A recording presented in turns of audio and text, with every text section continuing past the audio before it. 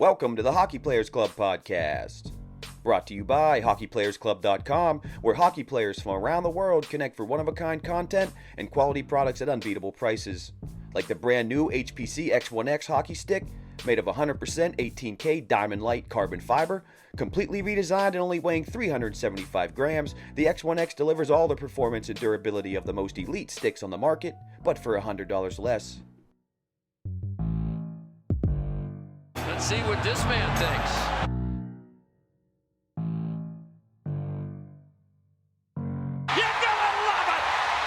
Hello, friends. Welcome back to the Hockey Players Club podcast. That's right, your life is now complete because you're back with Matt Schwartz, Brandon Rubeo, Kyle Kittelberger, and I'm Kevin Kustron. Gentlemen, it is a shit show of rain outside. I just got done standing in it for 4 hours and losing a game. Sounds like fun. And if you hear dripping on the table, that's just me drying off. Other than that, we've got some actual hockey to talk about here. So still winless, huh? Still winless? Moving on. Right. Oh, I didn't know that. Yeah, winless, huh? It's all coaching. Yeah, winless. Well, we could say that about ourselves, too. We got 6.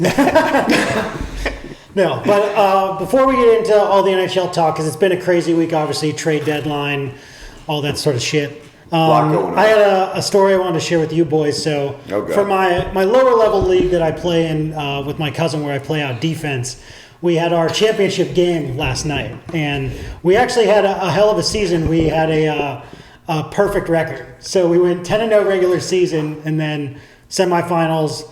And in the finals, team that we played a close 4-3 game with the other day and just beat the shit out of these guys. I think it ended up being 12-5. So everybody's feeling pretty good afterwards. We're having a couple cellar beers in the locker room and stuff. And got to talking about the draft, because I told you guys this is like a draft league where you sign up individually and they place you on a team. But for the most part, guys that go and pick the teams, they try to keep, a couple guys together that they know. Stuff like that.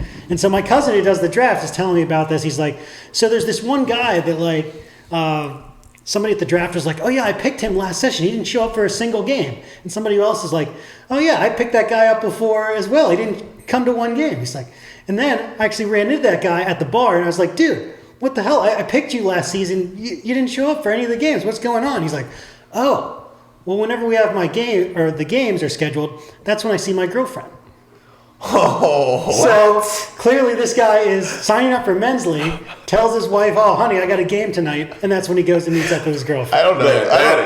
That we are fucking blowing up somebody's scene right here, and that's okay because it is fantastic. But that was one of those things, as soon as I heard the story, I was like, I mean, I obviously don't condone the cheating on your wife. That's terrible, but that's kind of fucking brilliant on that man's part. Oh, man. I hope there's no, women or girlfriends listening to the show. They're going to be worried about that. We do not condone that. No, I don't condone it at all. It's terrible. No, but that's wild. That is, that was one of those when I heard had seen my girlfriend. You also, you got a set of stones when you just answer that way, too. You think you would, maybe be a little more under the radar. Yeah. But, wow. What are you doing out here? So wait, he just goes straight for the girl, but doesn't even come to any hockey. No, it's just didn't go to any of the games. That's just his cover. Wow. So he's paying whatever it is to sign up for the league, $100+ and he's spending that time with his girlfriend. Wow. Hey, you know what? That's someone that has thought it out. Yeah, he knows what's up. He's a planner. He's a player. Yeah, he's no typing porno pictures into the GOM agenda here type of guy. No, that's only Matt. But I thought but that just is a blew great my story. mind, and I just needed to share that. It took me a second to even figure out what the hell you meant. Yeah. Not too quick on the come up. Some people's kids, Yeah, crazy shit. That is crazy shit. All right, moving on to some pertinent NHL news. Why don't we start with Alex? I'm thinking about that one for days, by the way. You're really playing it. I mean, not playing it C. Don't misinterpret. That just threw me off guard. You're going to mess me up for the rest of the pod. Well, it's funny because it actually made me think about a guy that we know that he convinced. Be careful. I know that he had convinced his wife that it takes 8 hours to play a round of golf. And so that every time he went golfing, he'd tell his wife, it's like, oh yeah, we got a 10 a.m. tee time. He's like, all right, well, I'll see you at 6 then. Because he'd play the round of golf and then he'd go and have beers for a couple hours. Yeah, he didn't have a girlfriend. No. Just had beers with the boys. Just had beers with the boys. Very different. Yes. But fair enough. All right. Sorry. Before we throw every one of our friends under the bus, subliminally, Listen, we don't associate on the with these people. podcast here, why don't we jump on right off the bat? Alex Ovechkin finally got over the hump.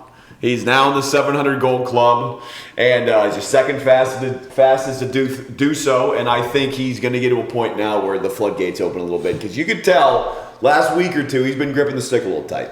Yeah, because it's one of those when you're that close to such a huge milestone, everybody's asking him about it. It's clearly on the front of your mind, and you could see he was fighting it a little. And he's obviously so excited when he hit 700, but you could see the relief that sort of came across him as well.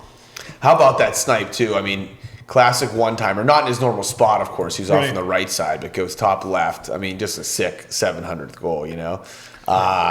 Rumor has it, I guess the Devils are giving him the net, which is kind of hilarious. I mean, where do you store a net? I'm sure his house is big enough to store it, of course, but I mean, it's just I don't know what the hell I'm going to do with this thing. You want it in your bedroom? It'd be like a weird thing, as you're going to sleep, you look over, it's just like a game net sitting right there. It's like, you a big fisherman? Is that a nice fishing net you use?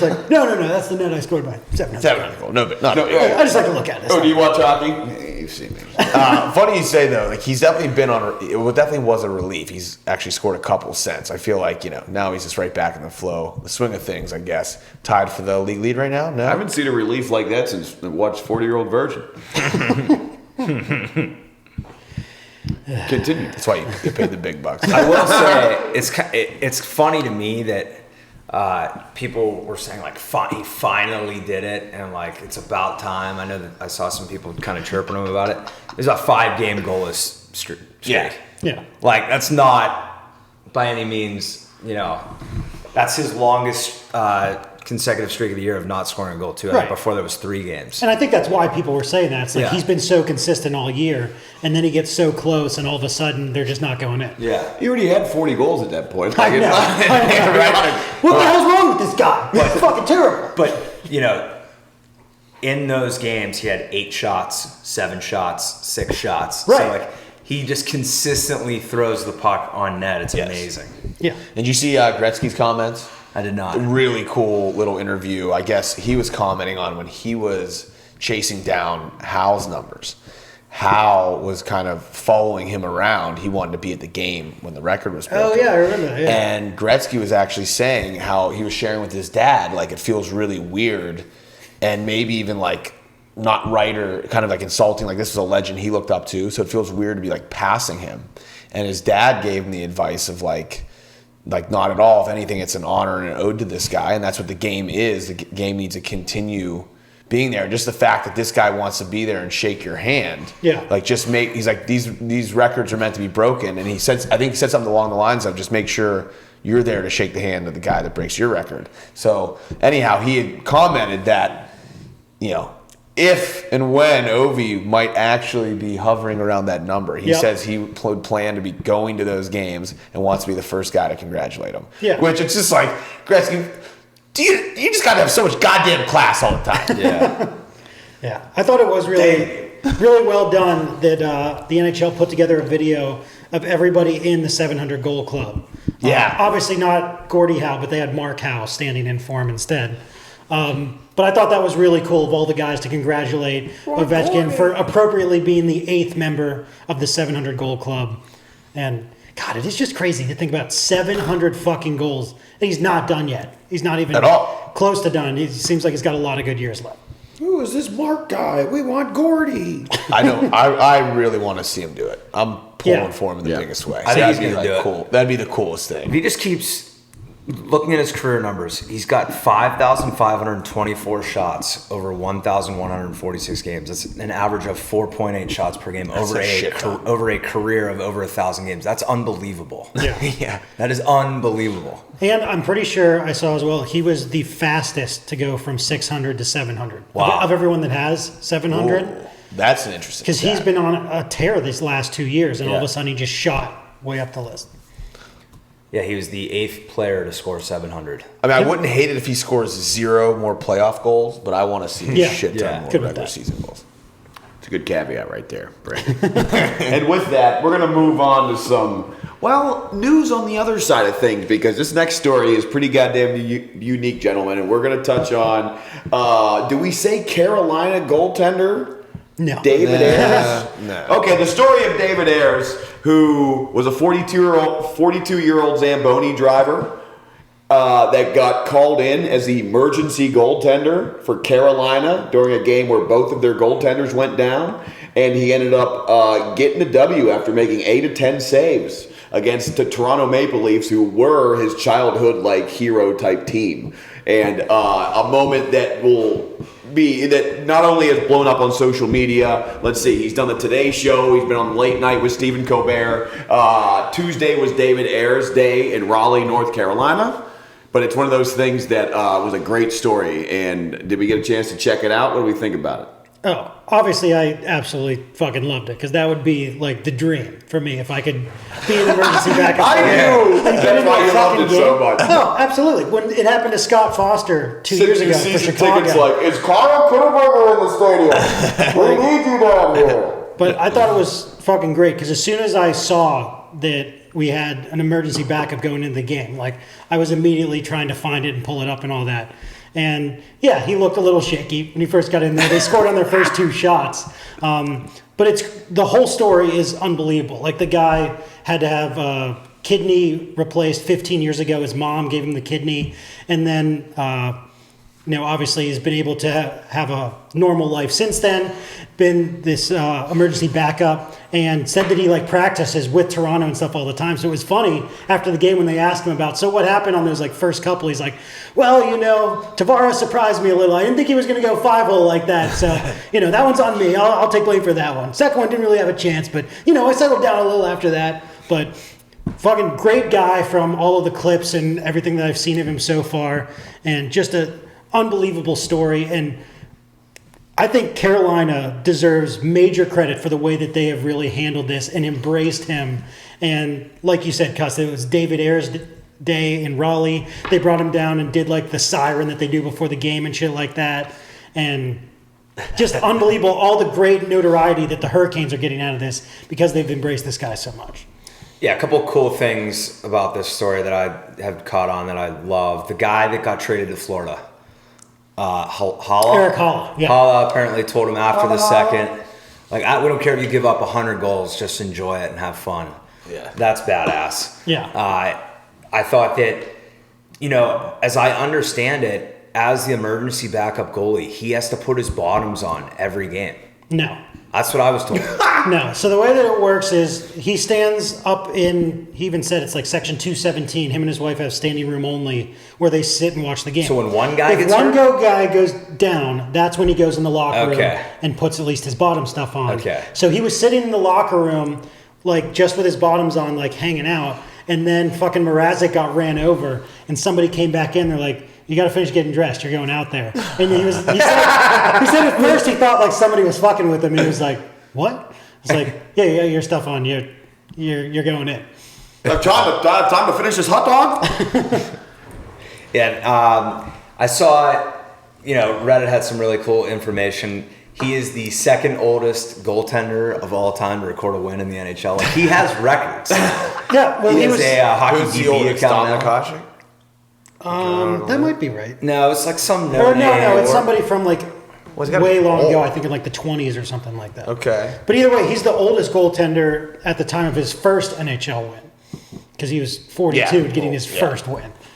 But first taste of the NHL. I think it's badass that he has a save against Austin Matthews in the game. If I'm not mistaken. It's the only older player to win his goalie debut was Coach Lester Patrick. Oh, when he had to step behind the... Yeah, he was 44 years old. Right. But, yeah, he has records, and I think they took his jersey and it's good, or a stick or something, and sent it to the Hockey Hall of Fame. So now this guy has... That's a stretch. Has memorabilia in the Hall of Fame. They're selling his jersey, and I think they're even selling his T-shirt, the player T-shirt, but proceeds are going to some kind of a charity, which is super cool. To the Raleigh Kidney Foundation or something like that, because he had kidney replacement and all that sort of stuff. So, I'm going to have to be this guy.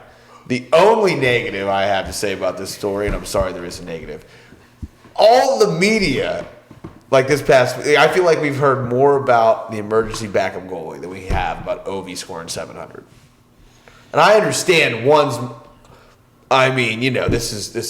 this never happens. It's unique. Yeah, it's super unique. Yeah. But kind of just sucks. Yeah, it does suck. Overshadowing legendary status. Yeah, you have someone that's done something that's like so long-term impressive, but This is true. something you just don't fucking see. And the fact that he won and gets the W. Yeah. Oh, by the way, I actually forgot to comment this.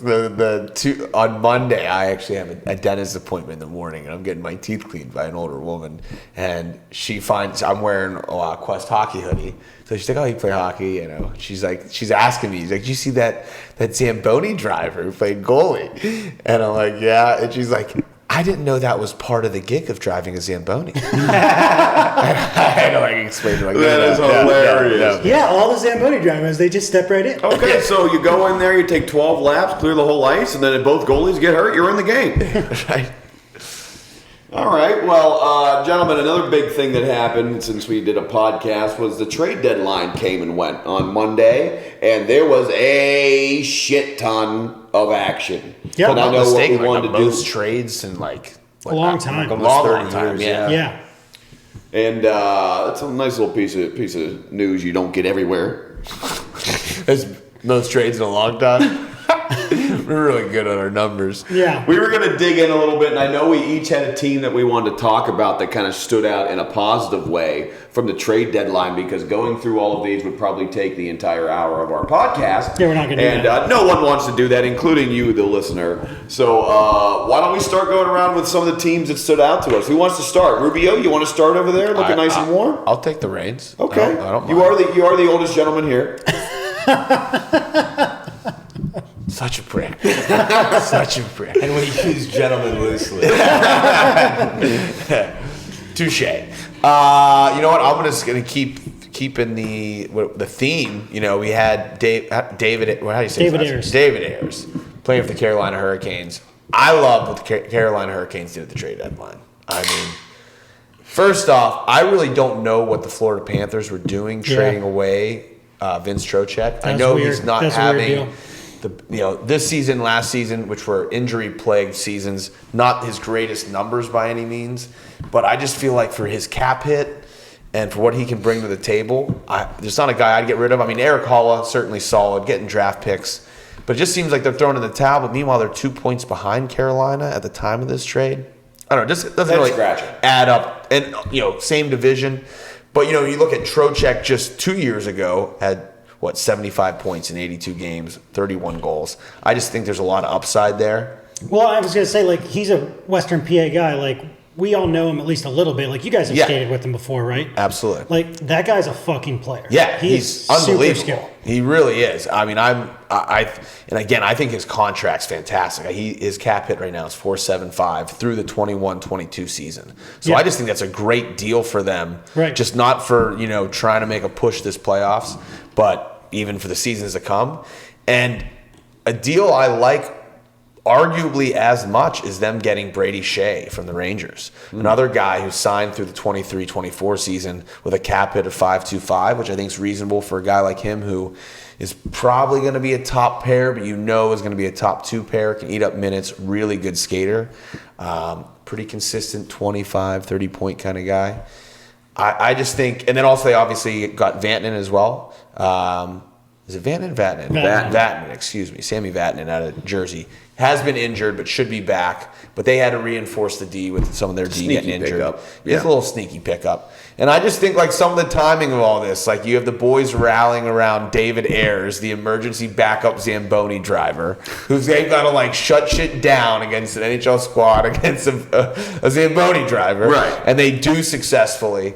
And then you see these moves being made. I just think if you're a Carolina Hurricane fan or a guy on that roster, you got to just love what you're seeing. And the organization is clearly all in on trying to win right now. Yeah. So I don't know. I think they were big winners in the deadline, and I'm kind of excited to see what they do. I like that one. Yeah, Carolina was good. I like the Trocheck. Brady Shea, I'm not a huge Brady Shea fan, but he's a solid NHL defenseman. I think he's a little overpaid, and it's still a lot of term on there. But Carolina, their whole team is built around defense, and so they just want to be able to roll out solid defense, and that's why they don't spend any money on goaltending. And that's actually the one area I think they could have done better. There was rumors they were trying to go after like Robin Lehner, but I guess the price was too high for them and they didn't want to make that move. Yeah. But as of right now, they're rolling with 2 AHL guys because both Reimer and Mrazek got hurt in that game and are going to be out for at least a little while. But yeah, no, Carolina overall, I thought they had a good deadline. So I agree that's a good pick there. Who you got? Well, speaking of Robin Lehner, I really liked Vegas in picking him up. Yeah, that was an interesting one. One of the big problems they've had is that they've had to play Fleury so much because they haven't had a reliable backup. Malcolm Subban just hasn't gotten it done. Neither of the other guys in their system. So all that they were able to ship Subban to Chicago and then also gave up some, in total, 3 second-round picks, a 4th-round pick, an additional prospect, and what they were able to bring in was Robin Lehner, Nick Cousins, and Alec Martinez. And they also swapped out Cody Eakin, who is a fine player, but I don't think you're losing a whole ton there because I really like them bringing Martinez. Defense is an area they definitely needed to shore up. Cousins can fill that sort of role that Eakin was in. And now with Robin Lehner, he's been so good these last 2 years since he sort of got himself straightened out. Yeah. He's a guy that you could split time with Fleury, and really he could outplay Fleury and maybe even take over the starting job. You don't know. Fleury hasn't had his best season this year, but I've liked Vegas. I picked them as my cup winner before the season started, and I like these moves they made. And I think we're starting to see a little bit more of a pattern here. Don't you think NHL teams are really appreciating having 2 solid goaltenders? Oh, because for sure. Injuries happen. I mean, certainly that's how shit has gone down for the Pens. Yep. You kind of need that strength and that depth in net. My only concern, are any of these guys signed beyond this run? Martinez has, I think, 1 more year. Okay. But the other guys, I think, are just rentals for now. Yeah. Fair enough. Yep. Maddie, who you got? I'm going with the local team, the Penguins. Players that they picked up previously, Jason Zucker from the Wild. They also got Connor Sheary and Evan Rodriguez from Buffalo. And then the old savvy veteran, Patrick Marleau. So just looking at the predicted line combinations for tonight, you have 2 players surrounding Sidney Crosby on the first line. The projection is Zucker, Crosby, Sheary. With Sheary, you have a guy that knows the system, Stanley Cup winner. And had some success with Sidney. Yeah, and what I've heard was that from Rutherford that they wanted to keep him around, but they just didn't have cap space at the time. And so now it's opened up, and that's a great addition. I've always liked Connor, and he's been a bit of a Penguins killer when we've played him as of late. Yeah, that's true. Rodriguez, I'll be honest, I don't know much about him. I think he played at BU. Yep. He played with Eichel there. Yeah. Fast. His numbers aren't overly impressive, but they don't need to be as a third-line guy. Wearing Pascal Dupuis' number 9. So I'm excited to see what he looks like. And Marleau, obviously, people rave about him and what kind of leader he is, and would love to see him get that elusive Stanley Cup at the end of his career with the black and gold. Pretty cool stuff to see that apparently he was a huge Penguins fan as a kid. Oh, yeah. His wife has posted multiple pictures of him, I guess his school photos wearing Penguins gear. Those are great. Those are fucking great. gold. Still had great salad. I really do like those moves. You add character, you add skill and scoring depth. And talking with some people, maybe the one thing that you would have liked to have seen is get a defenseman to add some defensive depth. I've heard that they missed out on Bogosian, but aside from that, I like what they added without giving up all too much. They might be having, word is Dumoulin's very close, and so is Marino. Yeah, they're coming back. Which would be Right, and you get those 2 guys back in the lineup, then you don't need that depth defenseman. I love the Marleau pickup for a couple reasons. I think, like they've said, he's still the man can skate. Even though he's older, that guy can wheel still out there, which is huge, especially when you are his age, right? And being on the Penguins right now, you don't need him to eat a lot of minutes. If he can eke out a solid 12, 13, 14 minutes, like that's all we need, compared to his previous roles. And I also think it's just great fucking locker room energy. Yeah. The reality is there is a chunk of guys on this roster that have won one, if not two, cups together already. Not to say that they're complacent. These guys are professionals. They want to win. But for a fact, you throw in a guy that's played in the league as long as Patty Marleau, who has never won a cup, who's most likely done after this season. How does that not get, you're in the room and you see him. You're throwing everything you have. You're a younger guy, realizing this is his last hurrah. We got to get him a cup before he goes. For sure. Love that deal. Yeah, there's definitely something to be said for the old guy who's never won before and trying to rally around that guy. Look at Landy McDonald. Yeah. Right. There's a lot of instances of that through it, like Ray Bork when he went to Colorado. Ray Bork, Andrew Chuck with the Lightning back in the day. Billy G. Didn't he win one? No, he won one early with Jersey. But even still, old guys. He did win one at the end of their career. Yeah, I guess it wasn't his first. He did, yeah. And that I misquote, Landy didn't get moved. He was already there, but it was his final season. Right. I was more saying. Yeah. But anyhow. But, their second line of Rust, Malkin, and Hornquist, that's a pretty great second line to have. And all Rust has been a beast. Hornquist looked solid as well. Yeah. The only thing I'll say, I like Connor Sheary, always have. I was looking forward to seeing Cahoon back, though. Cahoon was showing some good chemistry with Malkin. Yeah. I would have liked to have had a little more time with him out there. But you know what? I totally – the reality is he's already been in the organization. If you're seeking him back, clearly there's stuff that they know they like about this guy. And I wonder how much input 87 had on that. Good point. If any. You would think they would talk to their players and be like, do you like playing with this guy? Especially a guy like Sid. Yeah. They're not going to talk to fucking John Marino, but... Why not? He went to Harvard. He's a smart guy. John, let me get your opinion on this. 19-year-old kid. Sam Lafferty. I know it's You've been up here for a cup of coffee. All right, Cuss, what team are you going with? Okay, moving on. We're moving on to important shit, my opinion. I'm going to go with the team that subtly surprised me, and I think they're positioned themselves to do some things they did last season, is the New York Islanders. And I say that for a couple reasons. A, they were already in fourth in the Metro going into the trade deadline. Maybe the best division in hockey right now.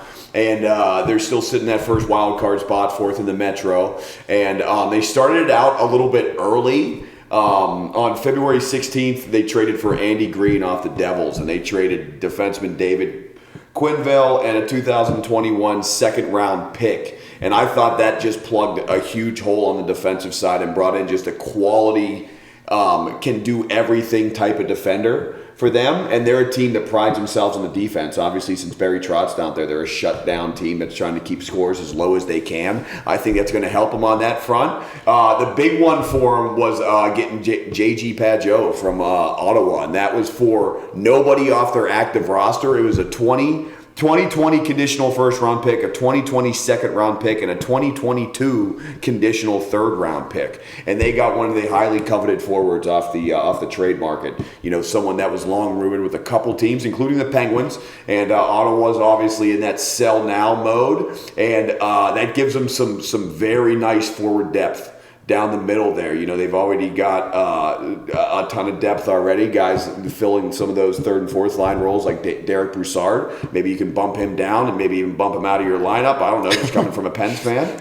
And a small little trade, too. They bolstered their defensive depth by getting Jordan Smoltz off the Maple Leafs for forward Matt Laredo. And I think they positioned themselves in a great spot to make another run.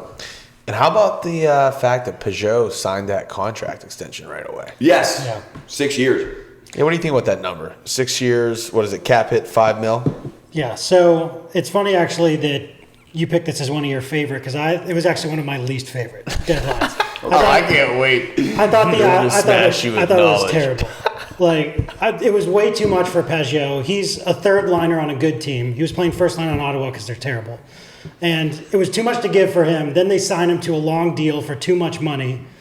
And didn't give you any of it. Yeah. Andy Green, old guy on a terrible team for the Devils, I don't think he's got much tread left on the tires. He's just there as basically a Band-Aid. I felt like it was fucking Lule Murillo being like, you know what we won with back in the day? Third line grinders and terrible slow defensemen that stay in front of the net. I need some of those. So I thought it was a shit deadline. They swept our boys last year very quickly. Last year. This is a new season.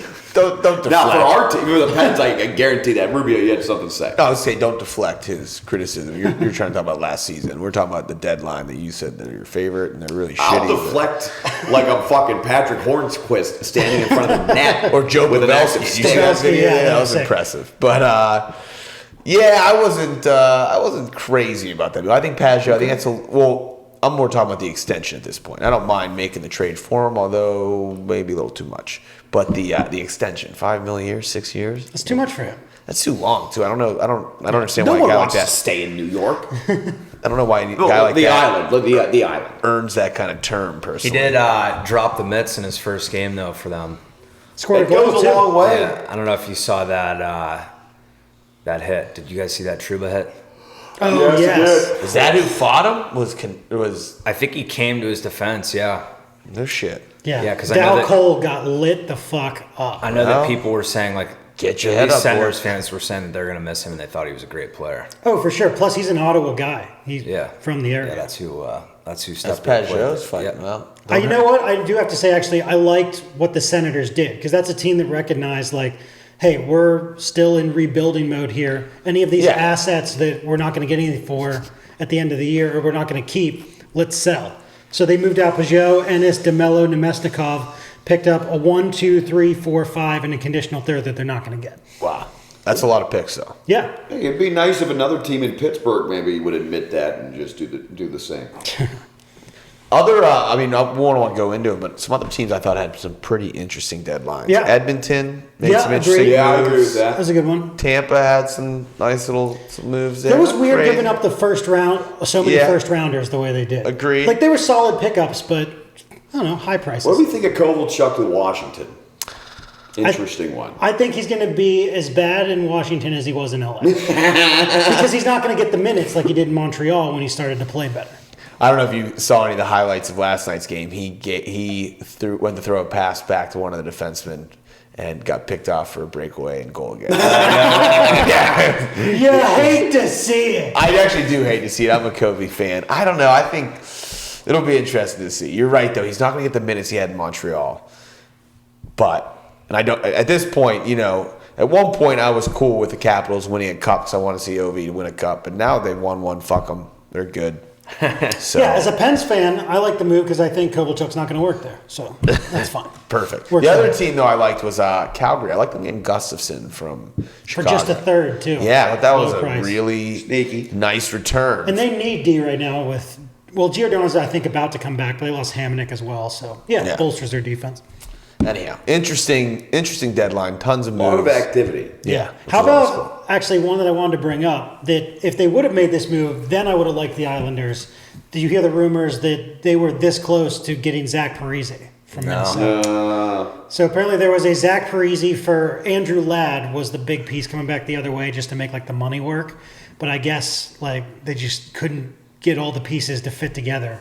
But Parise was willing to waive his no move to go to Long Island. That's where his dad played and all that sort of stuff. Yeah. So that would have been interesting if they would have been able to pick him up. Yeah. Kind of weird, though, too. He's like from Minnesota. Didn't he pick Minnesota? Because, Yeah, he did. I don't Yeah. know. He's just sick of playing for Make a up your sucky fucking team. mind, Parisi. Because Minnesota's just stuck in the middle. Yeah. Like, there's nothing worse than being stuck in the middle. At least if you're bottoming out, you get those, McDavid, Eichel type players. But when you're Minnesota, who's your big pickup that's coming in to save you? Nothing worse in the middle. Cuss That's likes it on the bottom. He likes peanut butter. Last word. Let's talk you about guys the were talking middle. about your middle. Nothing worse in the middle. Ask the filling of an Oreo. It's the first thing that goes down. Moving on. I gotta get you a better joke book or something. That all comes from the noggin, right up here. Right up here. Okay, into some non-trade news. Someone that was a little unhappy that they're still how about we just say playing on their current team? Yeah. Mr. Joe Thornton, the beard himself, didn't seem too pleased that he didn't go to a cup contender. Yeah, the word was that the Sharks went to both Marlowe and Thornton. They were like, hey, we want to do right by you guys. If you're willing to go to a contender or something somewhere, we'll move you somewhere you want to go. And Thornton, I think, had a short list of teams he was willing to go to, and none of those teams stepped up and wanted him. And so there he stays in San Jose. That sucks. I would have loved to have seen it. Would have been like a fairy tale story for him to go to Boston.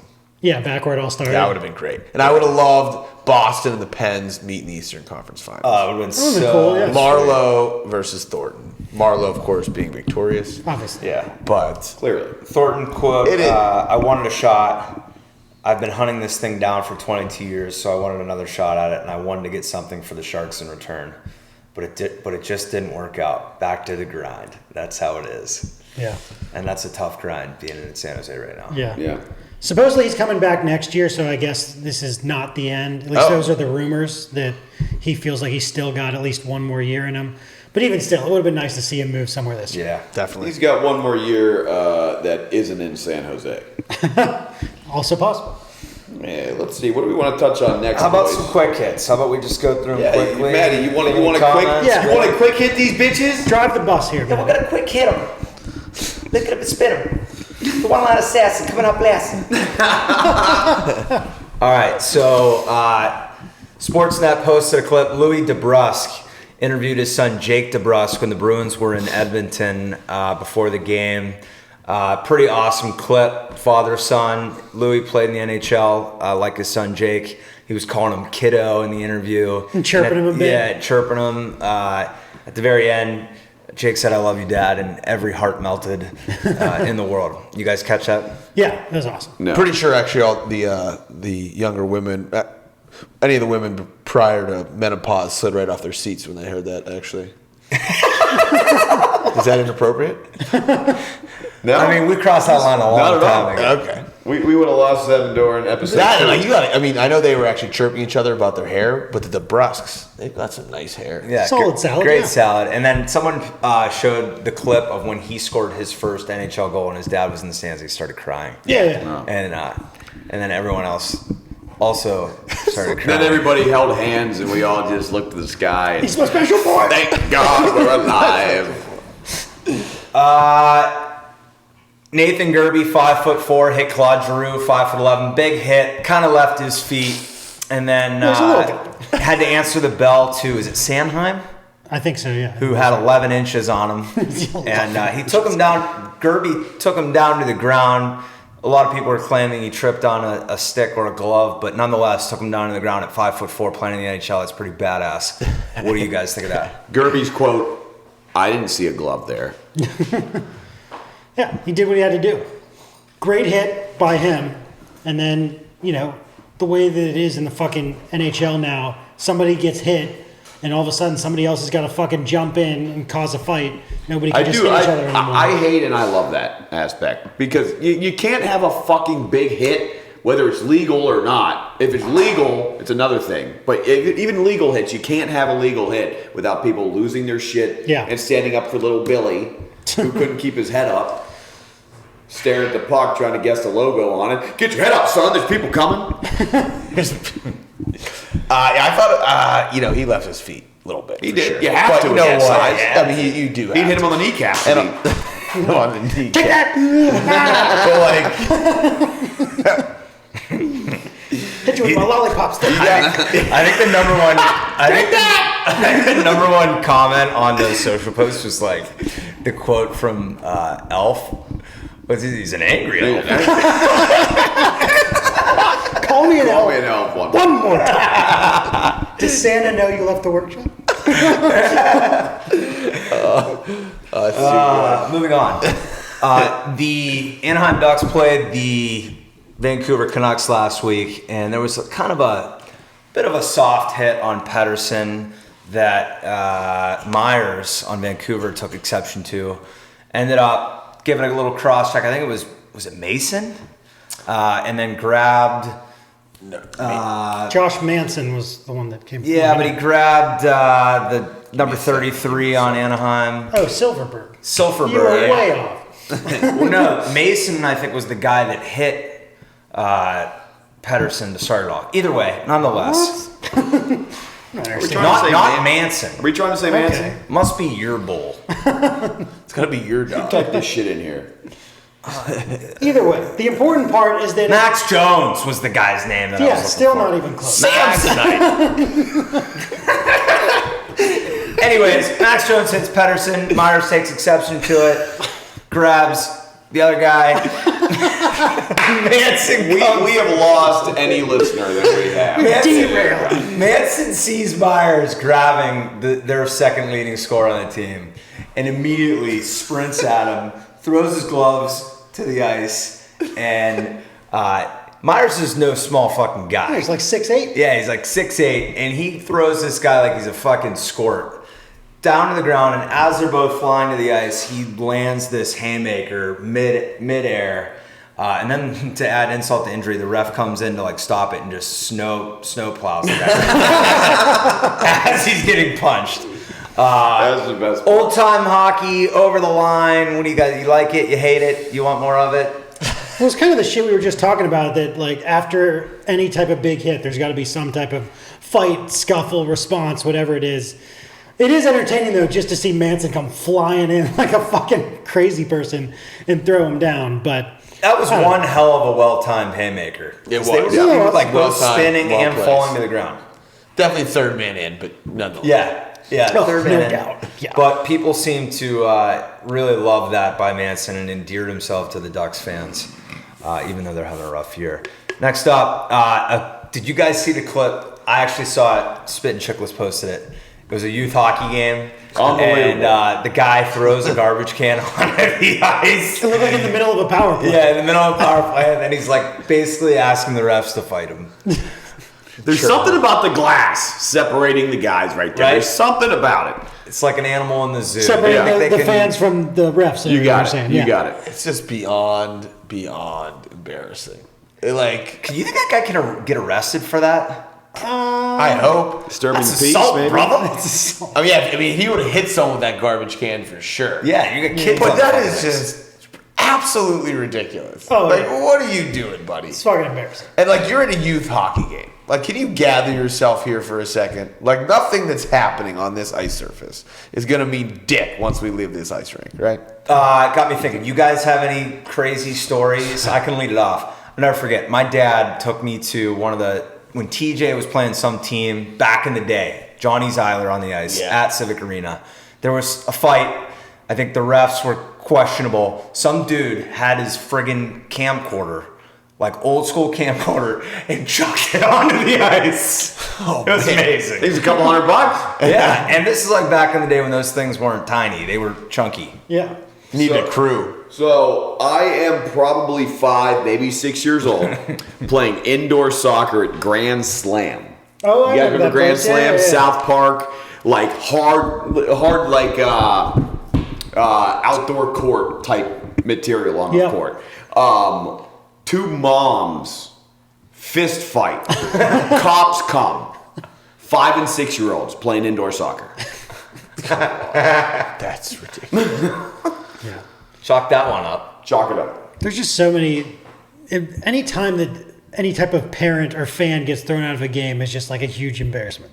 Like, we even had it with the team we were coaching this year, where one of our dads got thrown out of like the game, and it was just he like refused to leave. I think he too. did. They had to get the security guard to come and escort him out. They're like, "Sir, and come it's on." just all from chirping and like just yelling stupid shit at the refs. But God, it is amazing the way that the blood boils when watching youth sports. It's America. I thought this was America. Is it not? All right, couple more. Recently, the 43-year anniversary of Slapshot hitting theaters, the cult classic movie. Amazing. So, when's the last time you guys watched that movie? I normally on try a and bus I trip? bet you I get it in once a year. In Yeah. a couple of years for me. Yeah, I feel like I love every it. once in a while on like sort of down days, like NHL Network will have it on, like in the summer or something, and I'll be like, all right, I'm gonna watch it. Yeah, like you definitely could not make a movie like that nowadays. I don't think. Nipples hard as little rocks. There are so many lines in that. Man sucks pussy. There's so many shit. I know. I know. Oh, Scouts. I just love it. Yeah, I mean, such a great movie. Shout out to Dave Hansen, the Hansen brothers. Dave's a killer. All right, and then lastly, Dave's real the best. quick, I want you to answer this. What do you call the tape that you use on to secure the socks on your legs? Clear tape. Clear tape. All right, clear tape around. There was a little bit of a debate. Clear tape, sock tape, shin pad tape. What do you call it? I also go with clear tape. And So it's been officially, put our stamp on it. HPC stamp. Clear tape. It's Move the on. old clear tape. Stamp it, bitch. I don't know if that's very PC. Sue me. Get out of here, sock tape losers. Yeah, sock tape losers. We probably don't play the weekly picks. I'll never forget when I You heard lose. for the first time someone called pants breezers. That's a Minnesota thing. Yeah, and That's it- it. That blew my mind the first time I Like heard it. breezers? What the hell are you talking about? Well, I don't even understand. I just don't Breeze get doesn't it. even like. If anything, shorts are breezers because you get breeze up the little leg right there. Feels kind of nice. I mean, I get it, but it's a stupid name. Yeah. Yeah, stupid. Don't make no fan. What part? Anything you said mostly. But anyhow, yeah. Speaking of your stupidity, Excellent segue. weekly picks, boys. For our listeners, we play a little game once a week. 9 questions predicting NHL action. Weekly winner gets a free gift card. Monthly winner gets a free Hpc X1x Hockey Stick. And if you're asking, I don't have any gift cards and no sticks. No one was asking. And no one was asking because Cuss got a whopping 5 points last week. To bring up the rear of the crew, I wasn't. I missed the study session. I was 3rd or 4th with 14. Kitts led us with 17. Schwartz Yeah, in between boy. with 15 points. And Kittle is actually in the lead for the month right now. That's right. Which Somebody is come on, bullshit. somebody. Trying to lock down We've that got stick. 1 week. We're in the last week of the month. Let's if go. If he holds on to it, he's going to win a free HPC X1X. Hell yeah. Which would just be bullshit we're giving it the host of the podcast. Well, I hope you read the fine print because that You're applies disqualified. to anyone not on the That's podcast. bullshit. I call shenanigans. But last week, shout out to David Ayres from Lethbridge, Alberta. 25 points out of 30 to take home the HBC gift card. Like I said, Kitts is in the lead for the month. Jesse Lemery from Connecticut's right behind him. So is Nolan Weir from Kenosha, Wisconsin. And Jared Harris right behind him. So it'll be a race, boys. But as we do every week, some quick predictions on our end. Kustron, I think I'm going to you first. The answer we should probably ignore. Which opponents will combine for the most assists on Friday? Panarin and Konechny, Zuccarello and Dubois. Is it Dubois? Yep. Thank you. Dubois. Landeskog and Teravainen, Reinhardt and Carlson, Malkin and Raquel. You coming? Did you say you're coming to me? Yeah, Yeah, I said you that did. before. My Yeah. mind is a vast abyss of knowledge. It's a vast abyss. and- You should have stopped after that. And what it is coming up with, my prediction is Panarin and Konechny. Moving on. Kittelberger. I went with Malkin and Raquel. I like it. Schwartzy. Regrettably, I went Panarin and Konechny.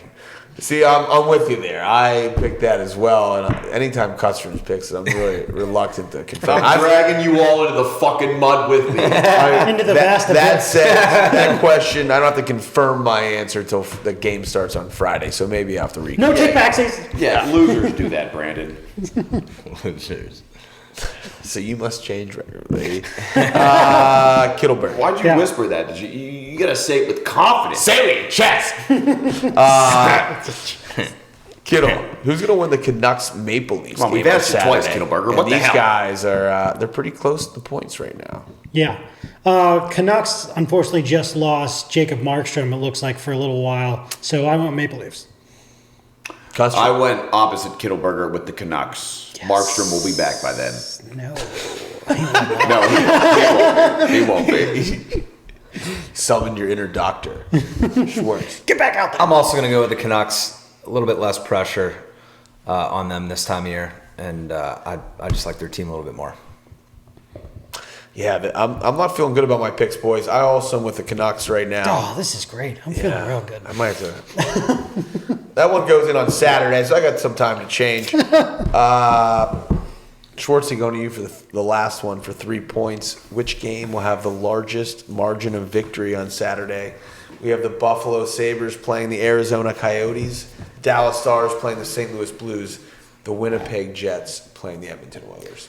It's a toss-up. I feel like this is one of those questions where I'll pick one answer and then it'll be the other two answers are actually both right. Those are my favorite. Those are my favorite. It's a great feeling when that happens. So I'm going to go with Winnipeg versus Edmonton. Maybe just a little bit more goal potential there. Maybe one team pulls away. I really don't know. Kustron? Firm as always, Matt. I'm going with Buffalo and Arizona because I get the feeling one of these teams is going to get up and the other one is going to go for hot dogs in the middle of the game and then continue losing. Yeah, we got it. I also win Buffalo and Arizona. Both these teams are capable of losing tremendously and surprisingly winning tremendously. There's actually been some large victories for both those squads recently. So I'm not sure who's going to do the large winning, but one of those squads is going to do it. I like it, Kittelberger. Also, Buffalo and Arizona. I think Kustron might be jinxing it. You know what's funny is you said Kittelberger's answer, and yet I fucking picked it first. That's what scares me about the answer, Kevin.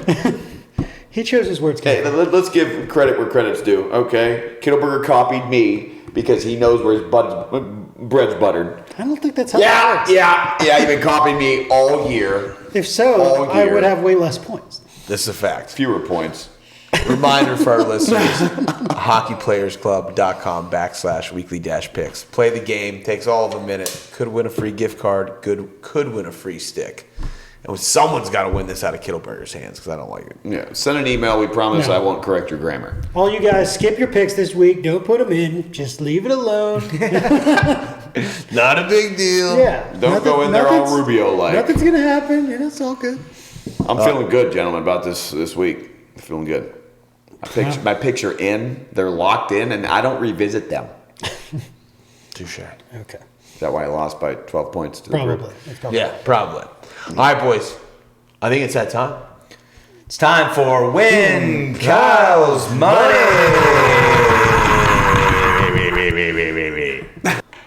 All right, this week's contestant is one of the best weekly picks players of all time. He ranks 6th all time in weekly picks points with 1,144, hailing from Kansas City, Missouri.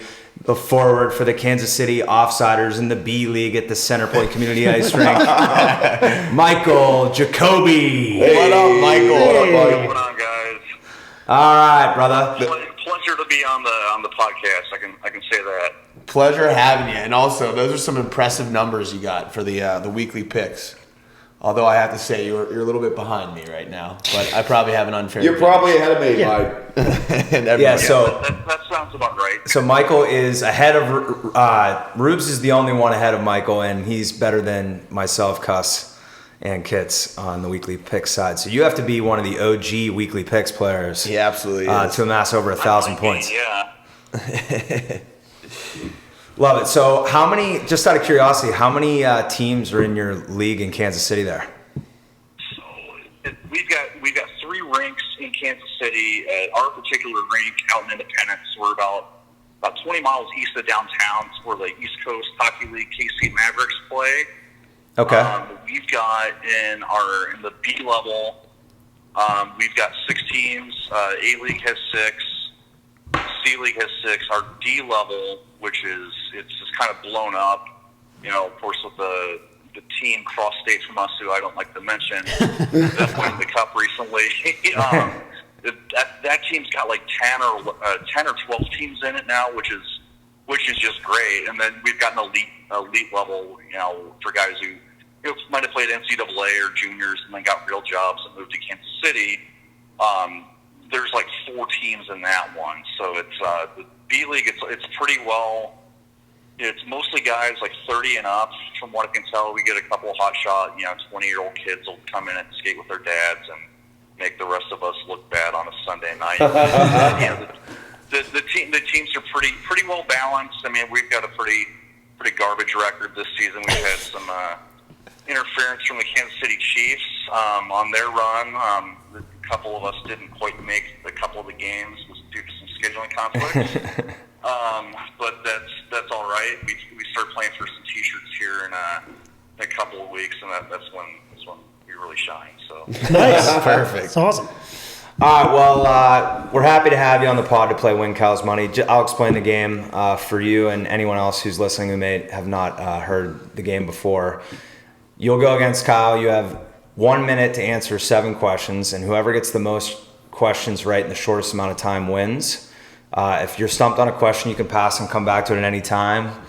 Kyle is 13-1 on the season. He's absolutely dominated as of late. Yeah, And if you are skilled enough to beat him, you will get a $20 HPC gift card to use on whatever you would like. all right. So, Kyle, why don't you go to the silent chambers? Beat it. Michael, the clock will start when I'm finished asking the first question. Okay. And we'll give you a heads up when you have 10 seconds left. Okay, sounds good. All right, ready to rock? I'm ready to rock, man. Here we go. Drafted 24th overall in the 2015 NHL Draft, this 22-year-old Philadelphia Flyer is having a career year, amassing 22 goals and 57 points so far this season. On fire of late, he's put up 3 goals and 7 assists in his last 5 games. Oh, crap. Pass. This player holds the record for most career goals in Calgary Flames history. Jerome McGinley. Alex Adler recently recorded his 67th career multi-point game, tying this Finnish-born player for most multi-point games by a defenseman in Canucks history. Jyrki Lume. These two players have the most 30-goal seasons in Tampa Bay Lightning history, both having done it 6 times. Cavalier and St. Louis. Daryl Sittler and this player are the only Maple Leaf centers to record a 45-plus goal season. Mats Sundin. This Canadian-born left winger, whose team plays in the Pacific Division, leads the NHL in penalty minutes with 110. Pass. In the movie Slapshot, Paul Newman played this grizzled veteran player coach of the Charlestown Chiefs. 10 seconds. Reggie Dunlop. Got it. Stop. Time. 58-52. All right, 58-52 on the time. Get kits. Very strong effort. We can't say how many yet because we want to keep it the I suspense. was But thinking about this. he had Should we say? the number? We can. Before he comes in? Yeah, or while he's in, or no? Yeah, that'd be fine. Set To the give bar a the little bit. audience context. Not teasing as much. All right, so Michael is a very valiant opponent. Okay. He got 1, 2. Did you get this one? Yep. 1, 2, 2. 3 right. Oh, okay, yep. You got 3 right. Okay. And this week is a little tricky. All right. All right, All right, Kyle, here we go. Kittelberger. Drafted 24th overall in the 2015 NHL Draft, this 22-year-old Philadelphia Flyer is having a career year, amassing 22 goals and 57 points so far this season. On fire of late, he's put up 3 goals and 7 assists in his last 5 games. Travis Konechny. This player holds the record for most career goals in Calgary Flames history. Jerome McGinley. Alex Adler recently recorded his 67th career multi-point game, tying this Finnish-born player for most multi-point games by a defenseman in Canucks history. Sammy Salo. These two players have the most 30-goal seasons in Tampa Bay Lightning history, both having done it 6 times. Kucherov and St. Louis. Daryl Sittler and this player are the only Maple Leaf centers to record a 45-plus goal season. Matt Sundin. This Canadian-born left winger, whose team plays in the Pacific Division, leads the NHL in PIMS with 110. Oh, pass. In the movie Slapshot, Paul Newman played this grizzled veteran player coach of the Charlestown Chiefs. Oh my God. Oh my God. 10 seconds. Fucking blanking on his name right now. Reggie Dunlop. Time. You wanna go? Okay. Did you want to go? I'm sorry. We just That's called it. time. All right. 56-40. 56-40. And, with the last question, he won. No! I was pulling for you, Michael. I can't believe that Michael got the one right. We got to go through Yeah, the you answers. absolutely sniped the one. All right. So connect me. Tampa one or? No. Well, let's just go through them. So the first question, the 22-year-old Philadelphia Flyer, Kit's got that right. It's Travis Konechny. Yeah. Who is really having having a career year. I just couldn't get up to tip my tongue. Didn't want to waste time. So yeah. This player holds the record for most career goals in Calgary Flames history. Jerome McGinley with 525. Both sniped that one. That's a good one. Alex Adler recently recorded his 67th career multi-point game, tying this Finnish-born player for most multi-point games by a defenseman in Canucks history. Michael, what a snipe. Jyrki Lumme. Yeah, how the hell did you know that one, Michael? All of those hours in my dorm room at the University of Kansas hustling NHL 93. There it is. I like it. Wow, that's a snipe. Yeah, that was very impressive. That was probably our most difficult question. These two players have the most 30-goal seasons in Tampa Bay Lightning history, both having done it 6 times. Stamkos and St. Louis. Both said got St. Louis. Yeah, I think Kucherov's done it 5 times. I don't know about LeCavier. Daryl Sittler and this player are the only Maple Leaf centers to record a 45-plus goal season. John Tavares, he had 47 in 18-19. Oh, that's right. Okay. This Canadian-born left winger whose team plays in the Pacific Division leads the NHL in PIMS currently with 110. That's Evander Kane. Okay. And then you both got it right. Kyle eventually, by a second and a half to win it, actually. It was a close one. Paul Newman played Reggie Dunlop as the player coach of the Charlestown Chiefs in the cult classic movie Slapshot. Tight race. We'll take it. Tight race. Great effort, Michael. We were all pulling for you besides kids. Thanks, guys. Yeah, if I would have got that Dunlop one wrong, I would have had to just burn all my gear in a dumpster. I would have been severely embarrassed of myself. Understandable. Thank you, and thanks for playing the weekly picks game and just supporting the HPC. Yeah, no problem, guys. Thanks for having me on. Keep it up. Yeah, Absolutely. thanks, Have a great night, man. Thank you. You too.